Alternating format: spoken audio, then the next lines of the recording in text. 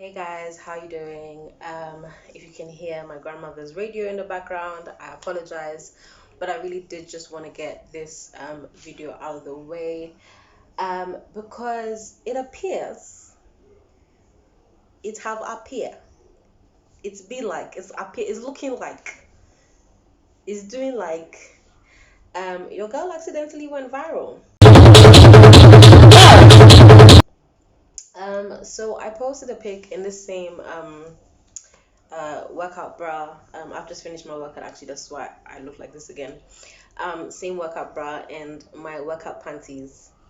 And I posted about the fact that my period has stopped after a long 1 year and 3 weeks.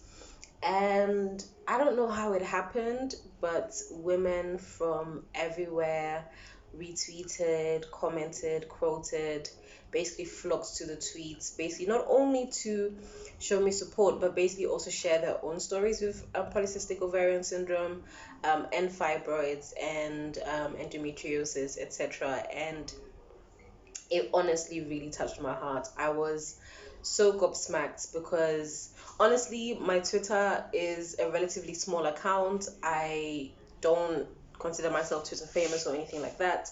Um, I share all the information that I know about PCOS or female reproductive health to the audience that I do have access to. I've always been of the opinion that even if I can reach 1, 3, 5 women and either help them find solutions or even just to encourage them, that's more than enough for me. So I've never really looked for virality in terms of like my tweets and things. So I was just very shocked. And of course, after posting, my birthday was just the other day, after posting nice pic, doing model, doing styles, doing poses, then I was bending my nyash, I was doing this, leaning against tree, giving you background. As for that one, you people did not let it go viral. It is when I'm wearing my granny pants and this sports bra that has faded, that's the one that you people let go viral.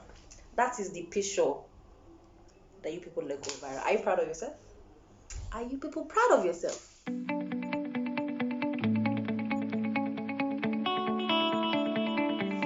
Anyways, I actually really do appreciate how far it has gone. I don't appreciate the fact that Linda EKG and Instablog Niger have screenshotted my tweet and my picture and posted it on their pages without my permission. But I'm aware that these things happen, and again, I post these things with a message behind it, and so I'm not really too bothered. I'm aware that probably people will come and insult my stomach, my fat stomach. They'll come and insult me because I don't have ass. They'll come and insult my granny pants, which is fine. As long as there are people out there who will see the image and be inspired by it and be encouraged by it and understand that they're not alone. That is enough for me. I think being aware of the impact of representation, I am okay to have certain people that I'm never going to meet, that I don't know, that do not pay my bills, that do not give me food to eat. I'm very okay for them to insult my fat belly and my small nyash and my granny pants. I have no problem with that whatsoever. Um, it is interesting though, because even with a topic as serious as polycystic ovarian syndrome, as serious as somebody bleeding for a whole year and 3 weeks, just the fact that people still have the mental capacity to address the way I look or what I'm wearing is very, very interesting. And it's also very interesting that these comments are predominantly from men. Okay, I haven't seen a single woman comment on my body looking bad. If anything, they've encouraged me and said that I look beautiful, etc., etc., etc. Which is nice. Um, so yeah, do with that information what you will. But yeah, any negativity that I have gotten has been from men. But it hasn't been that much, so it doesn't really bother me too much. I just basically, this video is just here to further encourage people, further encourage anybody that has made it to my channel because of that tweet, because they saw my post on Linda NKG, or because they saw my post on Insta blog Niger. I just want to encourage you guys, that you're not alone. There are people here who are not only experiencing similar things to you, but are also out here trying to help, trying to support. I'll share as much knowledge as I have. Whatever new thing I learn, I'll always share it. I'll share it on here on my YouTube channel. I share it in the support group that I started, which is called the same thing as my YouTube channel, The Uterus Ninja. If you would like to join the support group, I suggest that you go over to Twitter. That's the easiest way to contact me. So go over to Twitter, DM me. It's at Okonore. I'll put it in here somewhere. And it's usually in the description box as well, my social media. So if you go over on my Twitter and DM me, let me know that you want to join the support group. I will add you to that.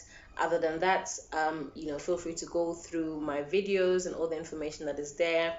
Unfortunately, I haven't posted as much as I would like to, but now that I am feeling a bit better, my period has ended, so which is why I posted that post anyway.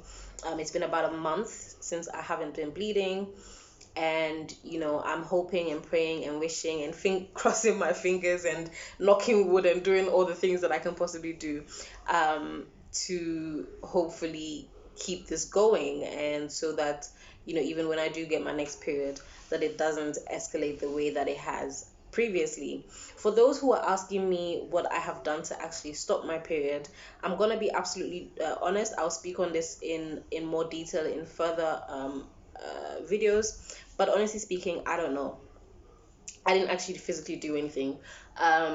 The last resort for my excessive bleeding has always been surgery. So I've had fibroids removed. I've also had DNCs to essentially scrape the lining of my uterus. And that usually stops the bleeding. But the last time I tried that, which was last year, 2020 in May, I had the surgery. My bleeding stopped for a couple of days and was right back. So the surgery didn't work.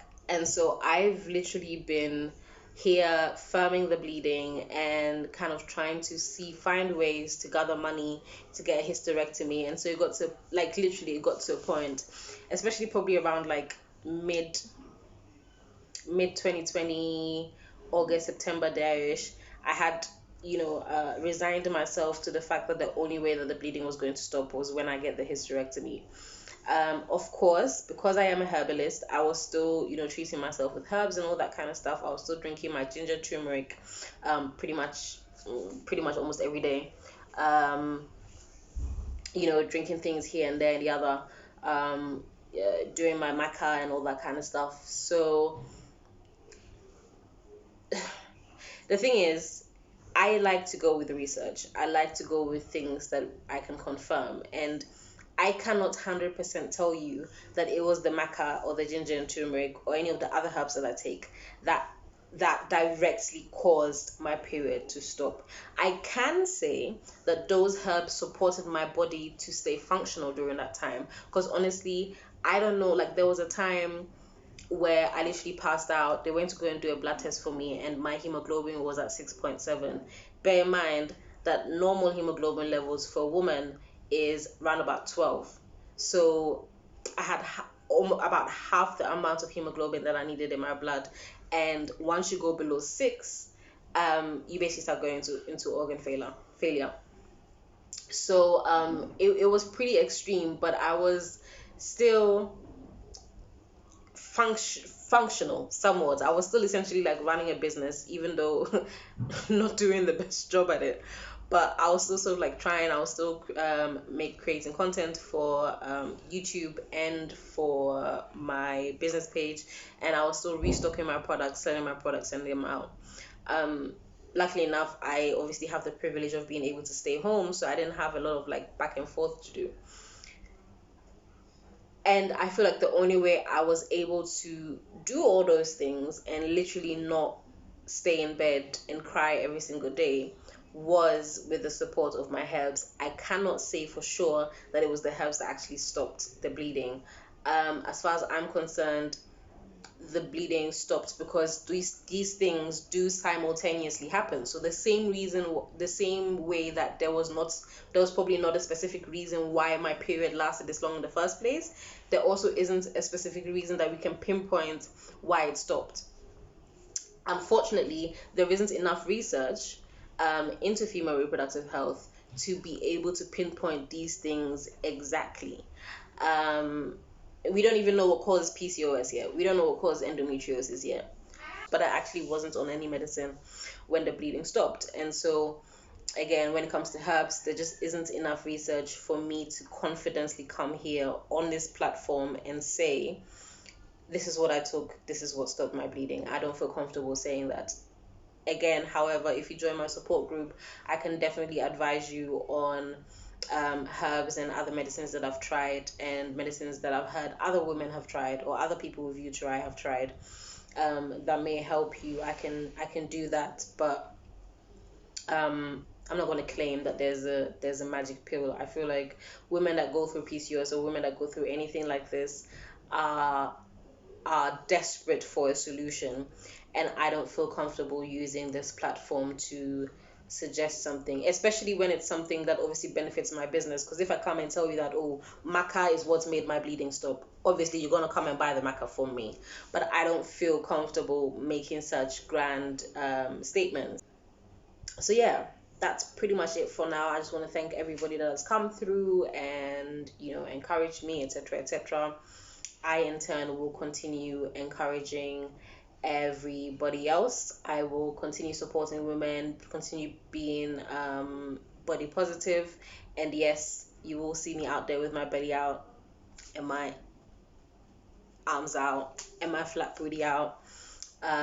Because I've had to learn to not be ashamed of my body. I've had to learn not to be ashamed of the things that my body does. I've had to learn to not be ashamed of the things that were done to my body, um,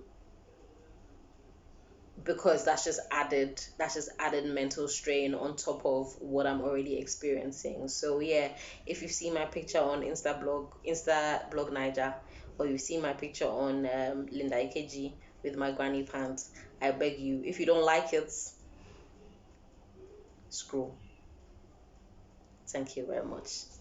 Bye.